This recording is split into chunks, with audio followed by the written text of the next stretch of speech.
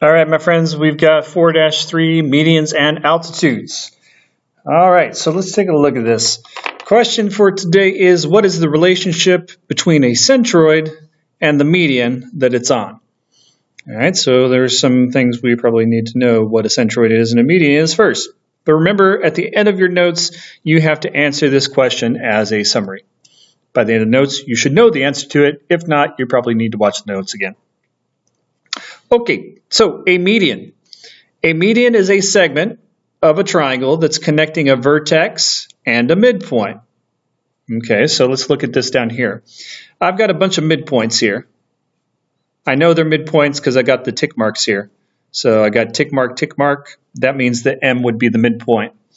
Down on this side, I got two tick marks, two tick marks. That means P is the midpoint of this side. Over here, I've got N, three tick marks, three tick marks. So that's the midpoint of that side. So it's a segment of a triangle that connects a vertex and a midpoint. So let's look at A. A is a vertex. Vertex is basically the angle right there. And I'm going to connect it to this midpoint of N. So I'm going to connect A to N.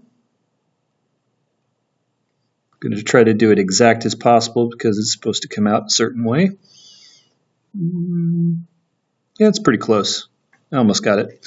All right, so there's AN. That is a median. So AN is a median. There's a segment that connects a vertex to a midpoint. Okay, there are 3 medians in every triangle. Our next one is going to be with vertex B. And vertex B is going to go to midpoint P. So we connect those two, and that creates a median. Again, I'm trying to get it as correct as possible because it's supposed to come out a certain way. Oh, I was off a little bit. Here, let's come back here.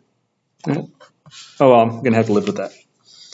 All right, so BP would be a median as well. Our last median would connect angle C over here to midpoint M. So let's connect C to M. Trying to get it as exact as possible. All right, so we do C to M. That's our last median.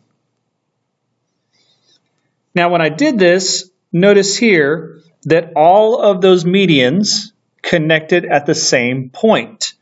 When that happens, that's called a point of concurrency. Like when you concur with somebody, you agree. So this is where all of the medians are agreeing to meet, and we'll call this point R. So R is what we would call a centroid. The centroid is the point of concurrency for the medians. So that's where all of the medians are deciding, hey, we're going to get together and meet at this spot. Now, this isn't actually a pretty interesting point, because let's say that this was a big old piece of metal that was cut into a triangle. The centroid would be the exact point that this triangle would balance off of. It's like the center of mass for the triangle. So if you got a big old triangle, you want to just like balance it on one single point, that's what the centroid is. It's the point of where all the kind of the mass equals out everywhere, and it's just going to balance perfectly right on that point. Now, what we see here when we have a centroid, so R is a centroid.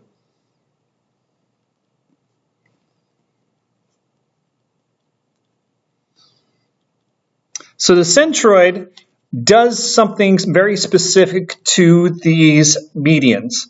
What it does is it splits it into a ratio.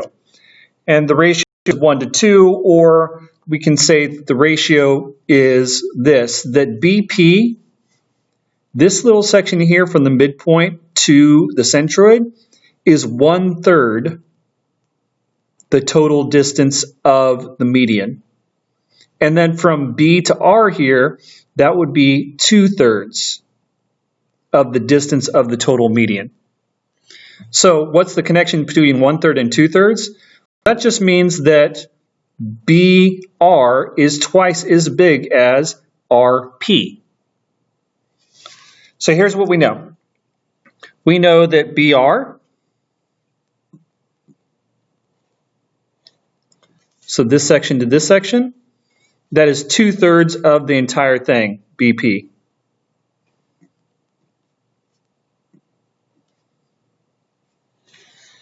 And then we know that RP, that's this little section from the centroid to the midpoint.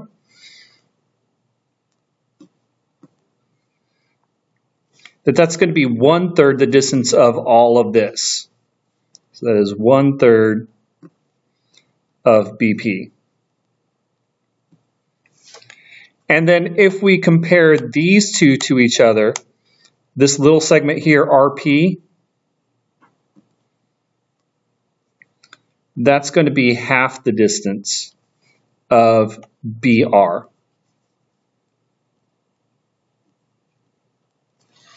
All right, so we're going to do some problems here. So we're going to say that BP is a total distance of 36. So the length of BP, so all of this is 36. We want to find out what B to R is. Well, sometimes it's easier to find the RP first. So let's go ahead and do that. We know that RP is 1/3 of this. 1/3 means divide by 3. So RP would be 1/3 of 36. 1/3 of 36, so 36 divided by 3, we should get 12. So this section would be 12, and we know from over here that this is 1/3 and 2/3, so this is twice as big as that one. So we could just do 2 times 12 and get 24. We could have also done 2/3 of 36. 2/3 just means multiply by 2 and divide by 3. Or divide by 3, then multiply by 2. So if I divide by 3, I get 12, and then I multiply by 2, I still get 24. Now look what happens here. BR, this section up here, is 24. RP, this section down here, is 12. 24 plus 12 does equal 36. So the smallest section is always 1/3 of this, so divided by 3. The middle section, so this section from the vertex to the centroid, is always twice as big as the smallest section. All right, next one. This one, MR. That's from the midpoint to the centroid. That's 14. That's our smallest section. So MR is 14. That means this section from the midpoint to the vertex should be twice as big. So this one's 14. This one should be twice as big. CR should be 28. So it should be 2 times 14, which is 28. And then the big section here, it's 3 times as big as this one, because this one's 1/3 the size of the whole thing. So this one is 3 times as big. Or we can just say that this is MR, this is RC. Those two together should add up to all of that whole segment. So we can do 14 plus 28. So I'm just adding up these two sections here. So 14 plus 28 would equal like 42. Or I could have just said, okay, the smallest section times 3. 3 times 14 equals 42. Same way, just two different ways to do the same problem. All right, next section. So we did a median. A median is when we are connecting a vertex to the midpoint. And altitude is when we've got a segment connecting a vertex to the opposite side where it's perpendicular. So here's what I mean by that. Let's just start with B. So B, I want to go from this vertex to this opposite side where it is perpendicular. So I just have to make sure that it makes a 90-degree angle when it gets to the other side. And I kind of have to get real close here because I'm just kind of guesstimating where 90 degree is. I mean, I could use a protractor to do this, but I'm not going to waste that kind of time. So I think that looks like about a 90-degree angle, so I'm guesstimating here. Yeah, that looks pretty much like 90 degrees. So that would be an altitude. Let's make this point M. So BM, that's an altitude. It goes from a vertex to the other side where it's perpendicular. Okay, there should be 3 altitudes, just like there's 3 medians. So now I'm going to do A. All right, so I want to go where I'm perpendicular. So again, I'm going to kind of eyeball this. I'm thinking, this is kind of hard to do. I'm thinking it's going to be right. Yeah, it looks pretty good. I'm going to say right there. So I go from A to the opposite side where it's perpendicular. That's what this little square means, that we're making a 90-degree angle. All right, so I got 2 of them. I went from B to the opposite side where it's perpendicular, went from A to the opposite side where it's perpendicular. Now I'm going to go from C to the opposite side where it's perpendicular. So C to the opposite side where it's perpendicular. And yeah, that looks about right. I'm going to say it's right here. Pretty close. All right, so I went from C to the opposite side where it looks like it makes a 90-degree angle. And what do you know? We've got another one of those points of concurrency. I was going to name this one P and this one N. So now we know that an altitude is like BM or AN or CP. CPCTC. No, it's not CPCTC. So CP. And then now we have a point of concurrency. This is where all the altitudes are agreeing to meet. So we'll call that R. So R is the orthocenter. The orthocenter is where the altitudes are meeting. So point of concurrency, concur means to agree. So this is where all of those altitudes are meeting. So that R would be the orthocenter. So R is the orthocenter.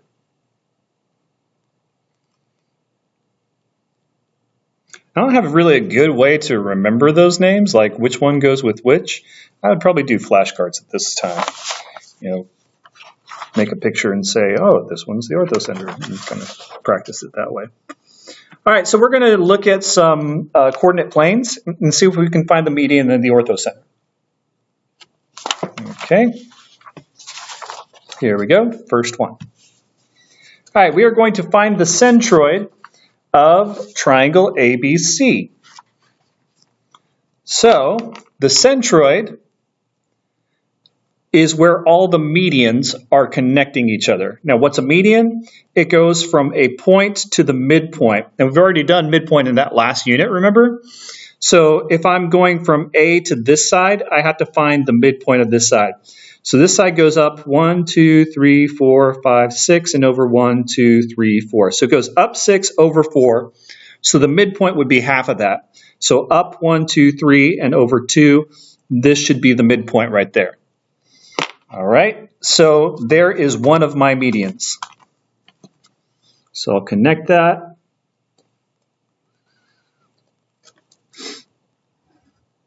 There we go. There is one of my medians. All right, let's find the midpoint of AB. So this is 1, 2, 3, 4, 5, 6, 7, 8. So it's 8, so the midpoint would be halfway. So 1, 2, 3, 4. There's the midpoint. So my median would go from C to that midpoint there.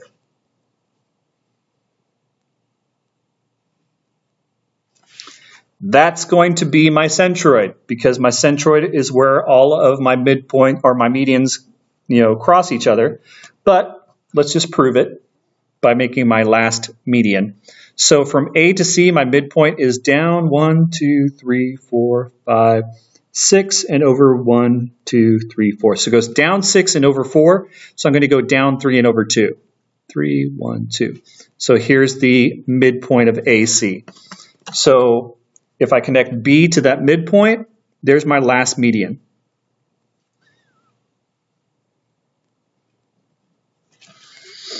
And so, since they're all meeting at that point right there, that is the centroid.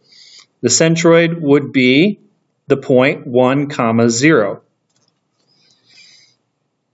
Now, there is a mathematical way to find the centroid on a coordinate plane, and there's a formula for it. The centroid is the average of all the x's and all the y's. So what would that be? That would be x1 plus x2 plus x3 divided by 3 because we're taking the average. And then y1 plus y2 plus y3. And then all of that divided by 3. So what am I writing here? I'm writing all the x values. -3, 1, and 5. So let's write -3 plus 1 plus 5. Those are all my x values, and we're going to divide by 3. Then I'm going to take all my y values. 2, -4, 2. All right, 2 minus 4 plus 2. Divide by 3.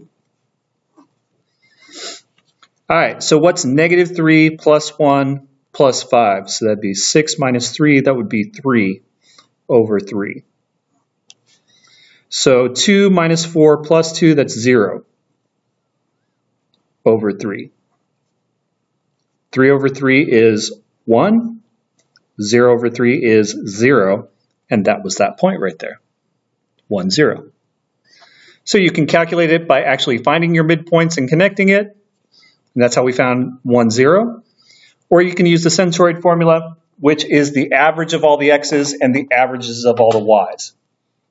So there's 3 x's here, here, and here. We add all 3 together, divide by 3. Then we take the average of the y's, here, here, and here, divide by 3. So we can do that, finding the centroid, we can do it 2 different ways. We can plot them out, or we can algebraically solve it. All right, last one. Forgot to write what we're doing on this one. On this one, we're going to find the orthocenter.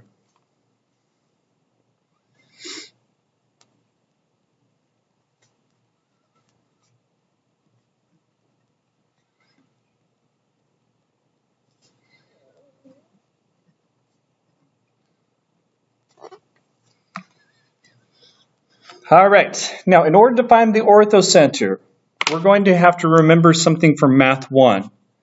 Remember, we have to be perpendicular.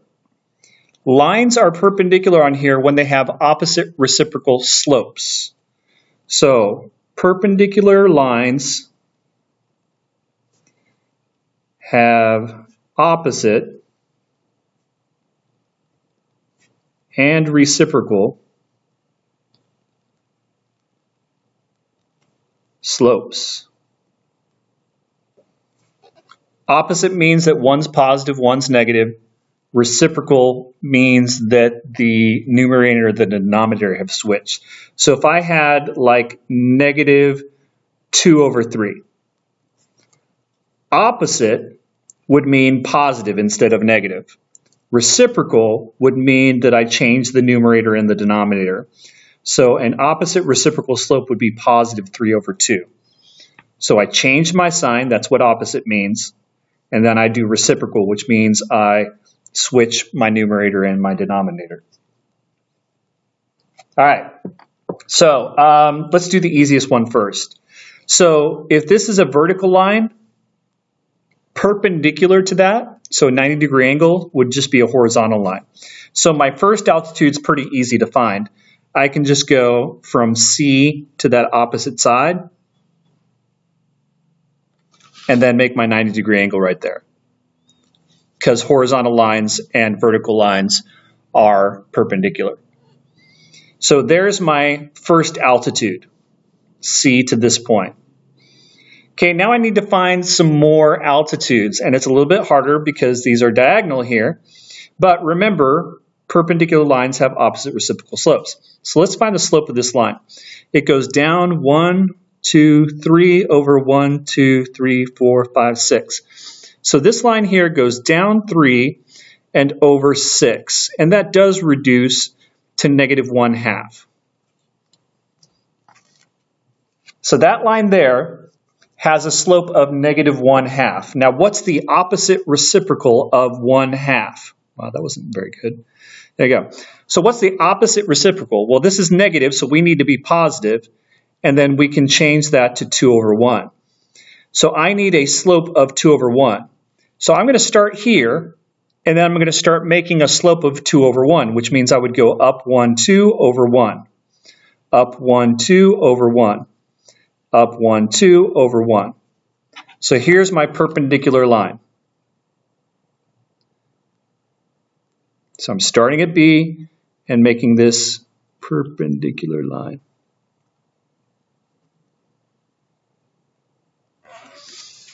All right, so I'm going to just stop it right there.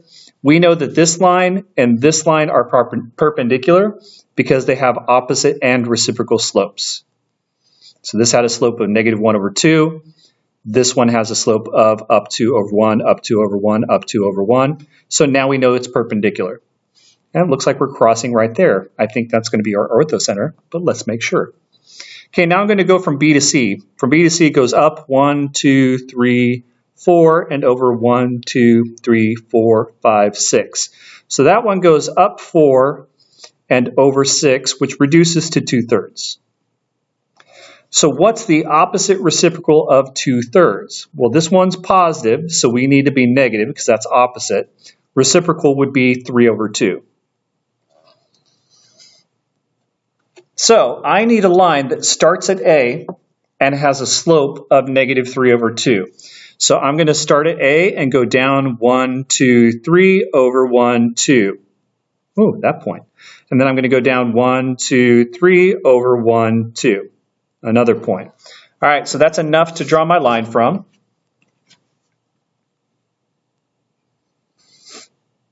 So there I can draw my line.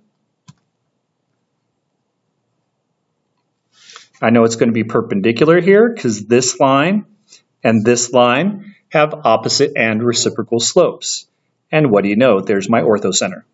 That's where all the altitudes, because we're drawing altitudes here, that's where all the altitudes are matching up. So my altitude would be at the point negative 1, positive 1.